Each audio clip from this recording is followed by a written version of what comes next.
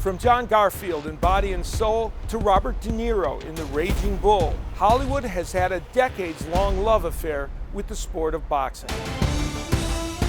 You know, for the last 3.5 decades, I've been the chronicler of the biggest moments in the sport of boxing, but I've also witnessed the love affair between the folks in the world of entertainment and the sweet science, as they told me about their passion for the sport of boxing, what it's meant to them personally, even professionally. And they've told me some great stories about their interaction with the sport. And as I was listening, I thought to myself, this is so fascinating, it should be shared with everyone.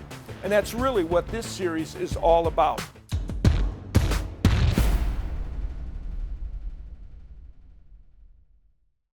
Hi everybody, Al Bernstein here with another episode of The Sweet Science of Life, and on this one, a very special one, we get to chat with Rosie Perez, who has had one of the great careers as a stage actress, screen actress, TV host, and author. We're going to get into all of that, and mostly we're going to talk to her about her role as the First Lady of Boxing.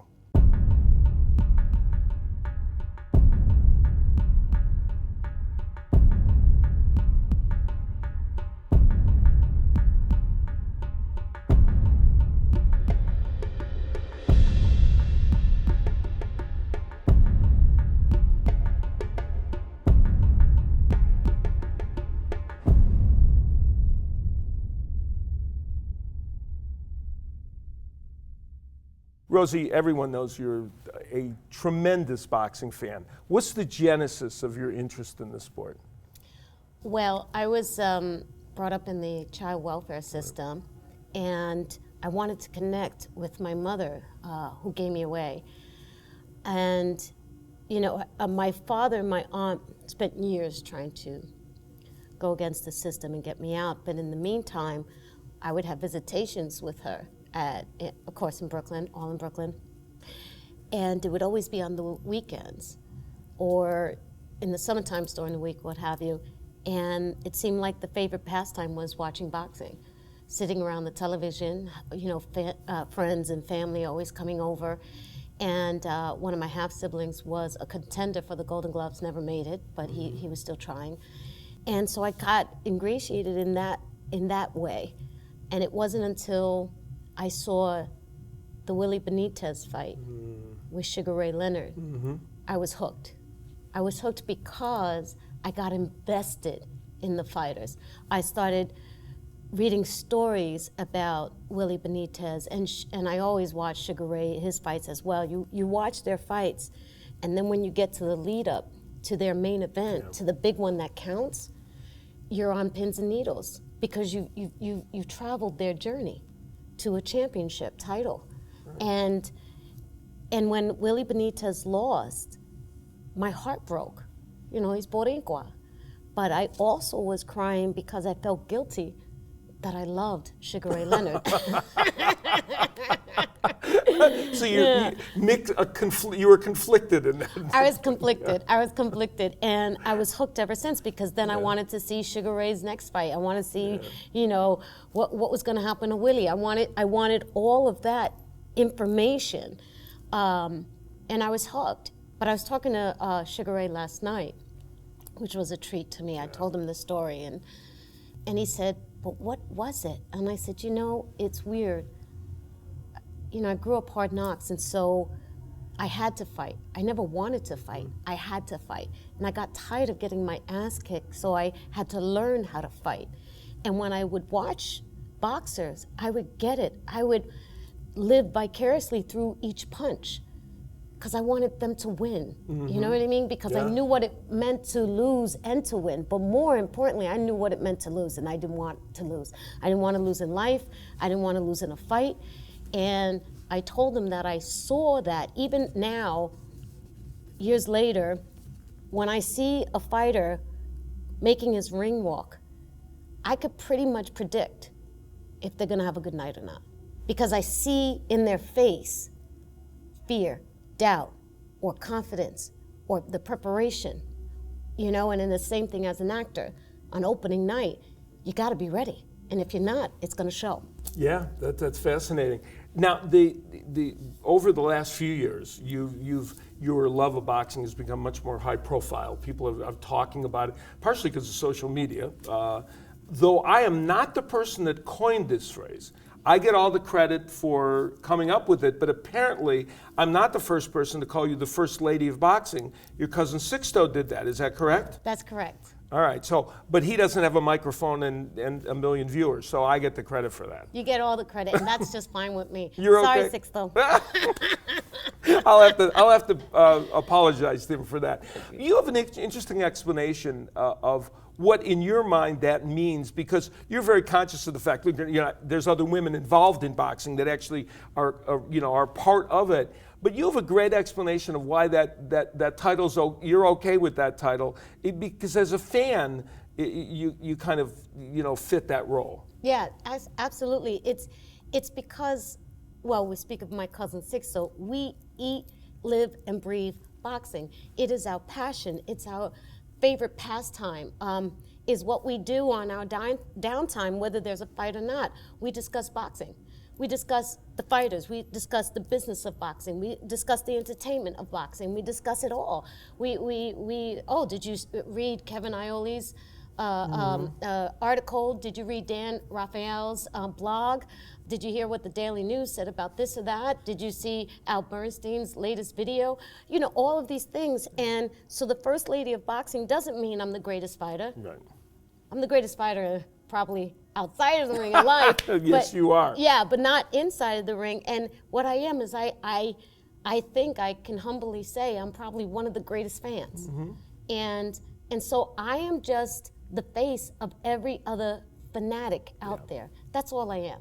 And I accept the title very humbly, but that's all I'm doing. I am embodying the enthusiasm for the sport. It's a great way to put it. That really is true. And that led to a role that I think probably made you feel very good, stepping in on ESPN, getting into my world, where you were able to do interviews and comment on ESPN on boxing. How did that make you feel to be able to do that? That was amazing. That was a dream come true.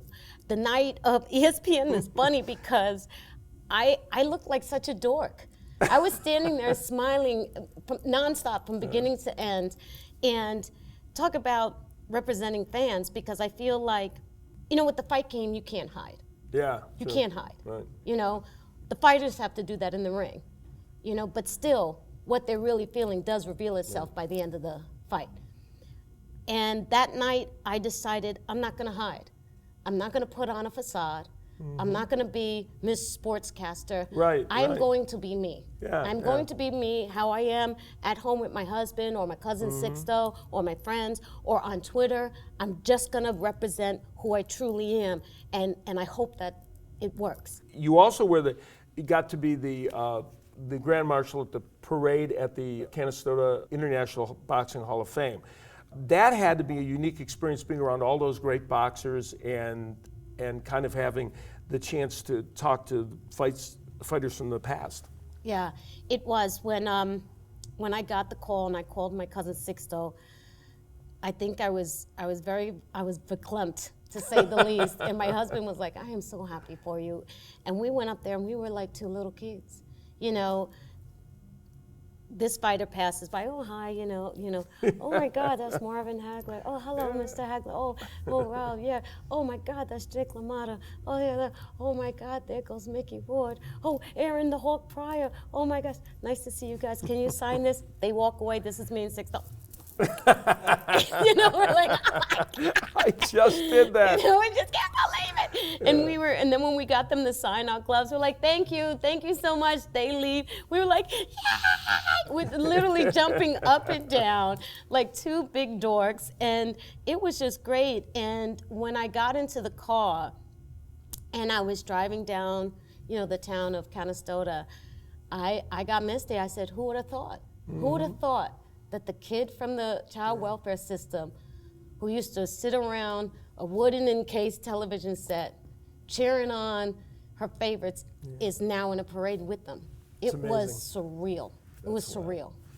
You referenced your situation as a child and how difficult it was for you. And God knows you had multiple sources of abuse heaped on you from many different areas, a childhood that could best be described as dysfunctional, and that's probably being charitable. And it's all chronicled in this book, which I love, and I have my own signed copy, which makes me feel very good. Rosie Perez Handbook for an Unpredictable Life. And I also love the subtitle, How I Survived Sister Renata and My Crazy Mother and Still Came Out Smiling with Great Hair. And by the way, I like your hair, so you're good. So you still have great hair, which is very nice. One of the things about this book that is fascinating is it's a courageous book in many ways, because you literally, people talk about when you write books like this where you have to convey to people such difficulties. It's like opening up a vein. You were very honest and courageous in the way you described all that in this book. Yeah, well, thank you. It was difficult at first. And I had to have a conversation with myself and say, if I'm going to spill it, I'm going to have to spill it. I can't hold back. And in the midst of writing it, I realized that I was writing an anatomy of child abuse. Yeah. And I thought to myself, there are other kids out there, there are other adults out there that want to hear the truth. They don't want something smoothed over or something that, because what happens when you're a victim of child abuse, you carry that shame. Yeah. And you don't want to expose how terrible it was. You kind of protect the abuser. Right. In the sense of trying to lessen the severity of what went down. And I had done the work. I went to therapy. I got help because I was like, wait a minute. Yeah. I bust my ass. I rose above. I want to enjoy this life that I worked so hard for. And I can't, because all the emotional abuse on the past is still on me like a monkey on my back. And when I was able to shake it off, I said, this is not only a gift to myself, this is a gift to my family, and this is a gift to my friends, and hopefully it's a gift to my fans, or someone who passed by a bookstore and just happens to pick it up. And the response that I got back was, thank you for telling the truth. Yeah. Oh my God, I thought I was all alone.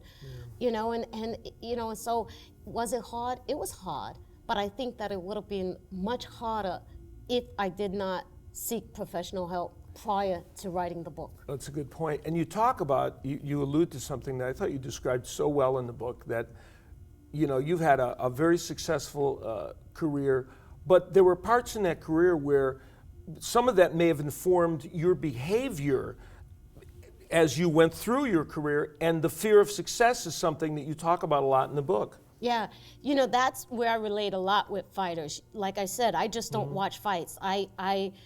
I go way beyond that. And when you get to know a fighter, you kind of, let me speak for myself, I cringe sometimes when they get that championship belt and they get that big fat purse. Yeah. What are you going to do with it? Yeah. What are you going to do with all that? And then they start to bring their homies and their friends and their family along with them. And then at the end of the day, they're broke. And what that really stems from is you feel guilty of your success. Yeah. It's survivor's guilt. You feel like, I don't fully deserve to enjoy all of the fruits of my labor. I gotta share it with everyone. And that's fine, but you shouldn't share it to the point where you have nothing left. Right. Because now you're back in the same boat as they are, and nobody's winning. And I went through that. And I also went through thinking that I rose above my issues in regards to how I responded to people. I thought I'm evolved, I don't have a bad temper anymore, I'm not angry at the world anymore. And then all of a sudden someone would come to me and they would cross a line and I would lash out because that's how I had to protect myself when I was younger. It's like, what are you doing? Hey, yo, don't talk to me like that. It's like Brooklyn would just, because I got tired of people doing this to me as a kid, so I would do it back. Right. And I realized I won the war. There's no need for me to still wear that armor, to have those weapons. I gotta drop it, I gotta put it down and find new weapons or find new tactics. You know, Wasn't it Keenan who said to you, I think in your book you comment out, he said, you already got this, don't worry, you're here. Yeah, you're here. And you don't realize it. You don't realize it. I have boxers come up to me and say, do you have any advice? I said, yeah. One, take care of your money. Take care of your money. Be smart with your money and understand that it's a business, because you don't want to be left broke. Two, take care of yourself. Because if you don't, you're not going to be able to enjoy the success. I think a few of them heard me, but I think the one person that really heard me was Keith Thurman. Keith Thurman. Who's a very smart guy to begin with. He's a very, very smart guy. Yeah. It was at the Mayweather-Canelo fight here in Las Vegas. We were walking through the MGM Grand, and I screamed out, Keith Thurman. And he said, somebody knows me? Who's that? Who's that woman? I said, what? And he goes, oh my God, it's Rosie Perez. I said, oh my God, it's Keith. I said, you are going to be like the shit. And he said, really? I said, yes, I've been following you. We've been following you. We love you. And he says, can I have some advice? And I spoke with him. And I just saw him at the Barclays Center, where he called out Floyd once again. Yeah. And we were in the back waiting for Paulie to come down. And I said, you did it, kid. You're doing well. Yeah. You're doing well. He goes, yeah, but I don't feel like I've arrived yet. I said, you've arrived into a consciousness. So give yourself credit. Yeah, you still have some time to go, but you got to give yourself credit, because look at you. Look at how you're carrying yourself. You look like a serious young man who demands respect. Yeah, that's fantastic. Very, very good piece of advice, that's for sure. Well, you did get past all that, and while you were carving out not only a great career, but a very eclectic career, and you talk about that in the book, but the last year for you, in my opinion, has been one of the more interesting years anyone has had in the world of entertainment. You start on Broadway in Larry David's play, which was a big, big hit on Broadway. And while you were doing that at night, oh, by the way, in the afternoon, you did The View, that show that was watched by 5 or 6 people on ABC. Your husband made a good point to me the other night. He said, you know, the thing that kept Rosie going, and I'm curious to get your response, was nobody at either job really cared that she had the other job. They just wanted her best at the job that she was doing for them. That had to be a remarkable experience. It was. Oh my God, that's so well put. Well, I guess he had ringside seats, you know, so he really saw it. But it's funny, because prior to getting the offer from Larry David for his play, I was fine with my life. I was chilling. You know, I would do a project once a year, maybe once every 2 years, and you know, I was smart with my money, so I was okay. And I was like, oh God, this is a crazy role. Yeah, I'll take it. Who doesn't want to work with Larry David? You know, and then The View comes and offers me a co-host seat a month later, and I said to my husband, how the hell am I going to do this? And I just felt I have to give each job 110%, because if I don't, it's not going to be fair to the people that pay, like the tickets. Oh my goodness, was $400 or $500 a seat, you know. And then even at The View, it reaches millions and millions and millions of people. And you know, and I really try hard. And to be quite honest, you know, the play, that's me. That's me. Right. I love it. I'm a ham, and I love being on stage, you know. But The View was difficult. Yeah, it was a difficult job that I had to learn. Nobody taught me. They were just like, okay, here. My first day on The View, I was like Cindy Brady, you know, from exactly. You know, it was just, and people called me out on it, and I was like, hey, that's a fair criticism. And so I worked really hard to master it, and that's probably one of the main reasons why I decided to move on, because it was fun, it was difficult, it was a lot of things, but it was no longer a challenge. Yeah. It wasn't me getting up every morning and like, I want to do my best on The View. Right. I want to get this. And then it started being like, I did a really good job yesterday on the show. And then the days would go by and it became monotonous. Right. And I said, it's time to go, because it's not fair to the fans. You know, and then the play closed organically. And, you know, but it was tough. It was tough to do that. And I know people have an issue with the man. I'm not talking about him and his personal life. Mm-hmm. I'm talking about him as a fighter. Floyd Mayweather, whether you like him or not, you have to respect his work ethics. Sure. You know, and it's hard work and dedication, and that's what kept me going. Right. That's what kept me going, and I was like, this is a new fight I'm in. Yeah, right. And I want to win. I want to win. Yeah. You know, and I am competitive that way. I'm not competitive in a negative way, but I am competitive, and I think that's what helped me push through every day. It was tough. Yeah, I can imagine. And when you multitask and do things so different, and you've alluded to that, The View was such a different discipline than going to do a live stage play that's where I think when we multitask, that's when if you do one job and you work really hard at it, that's one thing. But when you're using different muscles in your brain and everything, it's hard. It's hard. And you know what's really interesting, because when I did the ESPN at the Barclay, I remember going into The View that Monday and going, it was so easy. It was so easy because I had this show. Yeah. You know, I said, I had this show. I don't know if it would have been as that's interesting. as easy as it was for me. You know, but also is that I was in my wheelhouse. This was something I wanted to do. This was something that I knew I could do. And it was something that I viewed as just pure fun. Yeah. You know, that was icing on the cake of life. Now, as we sit here, we're getting ready, you and I, to co-host the Nevada Boxing Hall of Fame dinner, which is going to be delightful. And one of the things you get to do this evening is present Felix Trinidad with his induction into the Hall of Fame. And of course, he is one of the great Puerto Rican fighters of all time. And I still marvel at how that tiny little island produces dozens and dozens of champions. I guess it's because boxing is such a part of the culture. How is that going to feel for you? I imagine on many levels that'll feel good. Oh my God, it's beyond an honor. It's beyond, because I've been struggling with what I'm going to say. Truth be told, I've probably written a good 6 different speeches and ripped them up like, oh, that's crap. You know, just can't say that.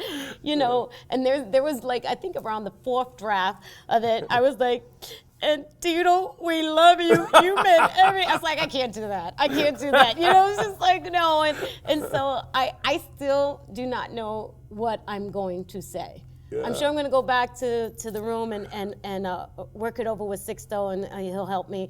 You know, but it's such an honor that I am beyond nervous. Yeah. I really am. I'm not nervous for the event tonight. I'm excited for it. But presenting Tito Trinidad, oh my God. Yeah. Oh my God. Well, I'm confident that you'll come up with exactly the right thing to say, because you do that all the time, and you deliver in every circumstance you're in. And I want to thank you so much for taking time to thank you. To do this. It's been a delight. Thank you so much. Thank you for having me. This is great.